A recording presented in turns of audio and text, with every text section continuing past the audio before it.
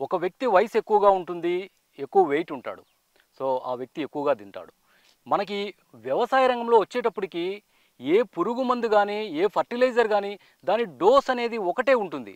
ఇక్కడ మనకు తోటలో వచ్చి చూస్తే ఒక మొక్క 3 ఏండ్లకే దాదాపు 6 సంవత్సరాల మొక్కలాగా ఉంటుంది. కొన్ని మొక్కలు 6 సంవత్సరాల మొక్కలు 2 ఏండ్ల మొక్కలాగే ఉంటాయి. అప్పుడు డోస్ వేరియేషన్ ఖచ్చితంగా మనం పాటించాలి. 5 ఏండ్ల మొక్కకు ఇంత వేసేయండి ఎరువు అని చెప్పేసి చెప్తూ ఉంటారు. కానీ ప్రాక్టికల్‌గా వ్యవసాయ క్షేత్రంలో మొక్క పరిమాణంను పట్టి మాత్రమే ఎరువులు వేయాలి. దీన్ని డోస్ వేరియేషన్ అంటారు. పిచికారీలు చూడండి, కొందరు రైతులు స్ప్రే చేసేటప్పుడు పురుగు ఉధృతి ఎక్కువగా ఉంటే 2 ఎంఎల్ 3 ఎంఎల్ వేసి పిచికారీ చేస్తుంటారు. అట్లా అస్సలు చేయకూడదు. ఎందుకంటే ఫైటోటాక్సిసిటీ చూపిస్తుంది.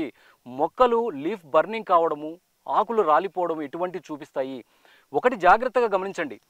ఏ పురుగు మందు అయినా తన జీవితకాలం 1 నుంచి 3 రోజులు 5 రోజులు పనిచేస్తుంది అంతే. ఈ డోస్ వేరియేషన్ ఏంటంటే తక్కువ డోస్‌లో ఎక్కువ సార్లు పిచికారీ చేయడం వల్ల మొక్క రెస్పాండ్ అవుతుంది. ఎందుకంటే పురుగు అటాక్ అనేది యూనివర్సల్ థింగ్. ప్రపంచంలో ఎక్కడికి పోయినా పురుగు అటాక్ అనేది ఉంటుంది.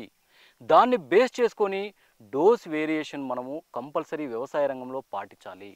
తక్కువ ఎక్కువ సార్లు మొక్కకు ఇవ్వడం వల్ల మొక్క ప్రతిస్పందిస్తుంది. పురుగు చనిపోతుంది.